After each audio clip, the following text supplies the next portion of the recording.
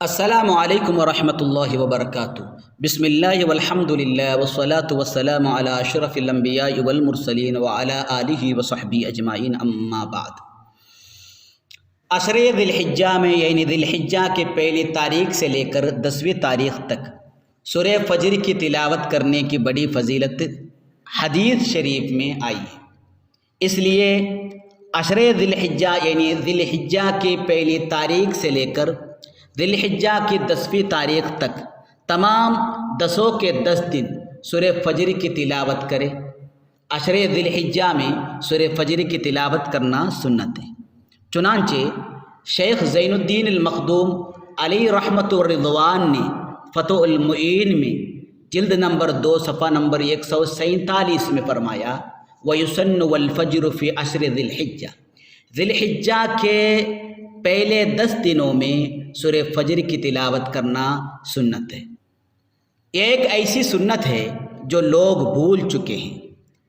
اس طرح کی سنتوں کو زندہ کرنا کار خیر ہے۔ یہ ایک سنت کو زندہ کرنے پر 100 شہیدوں کا ثواب حاصل ہوتا ہے۔ اس لیے پہلے تاریخ سے ہی سورہ فجر کی تلاوت خود کیجیے، بلا ناغہ عید الاضحیٰ تک سورہ فجر کی تلاوت کیجیے۔ عید الاضحیٰ کے دن بھی سورہ فجر کی تلاوت کریں، ساتھ ہی دوسروں کو بھی سورہ فجر کی تلاوت کی ترغیب دیجیے۔ اس سنت کے بارے میں تصریح صرف فتح المعین میں ہی نہیں، الفتاوی الحدیثیہ میں بھی تصریح ہے۔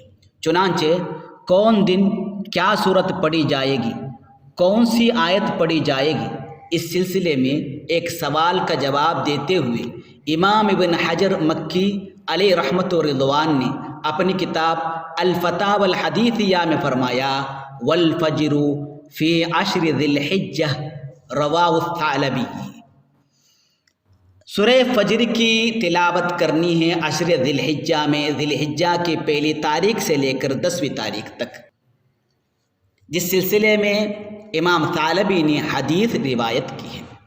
اور حضرت ثعلبی نے اپنی تفسیر میں فرمایا، ان ابی بن کعب قال، ابی بن کعب رضی اللہ تعالیٰ عنہ سے مروی ہے، قال رسول اللہ صلی اللہ علیہ وسلم، رسول اللہ صلی اللہ علیہ وسلم نے فرمایا، من قرأ سورۃ والفجر فی اللیال العشر، اگر کوئی ذی الحجہ کے 10 دنوں میں سورہ والفجر کی تلاوت کی، غفر لہ، اس کے گناہ معاف کیے جائیں گے۔ ومن قرأها سائر الایام، اگر کوئی اس سورت کو روزانہ پڑھے، کانت لہ نورا یوم القیامہ، یہ سورت بروز قیامت نور بنے گی۔ الکشف والبیان فی تفسیر القرآن جلد نمبر 10 صفحہ نمبر 191۔ اللہ تعالی اس پر عمل کرنے کی توفیق ہم سب کو عطا فرمائے، تمام اعمال میں اخلاص عطا فرمائے۔ وآخر دعوانا الحمد للہ رب العالمین۔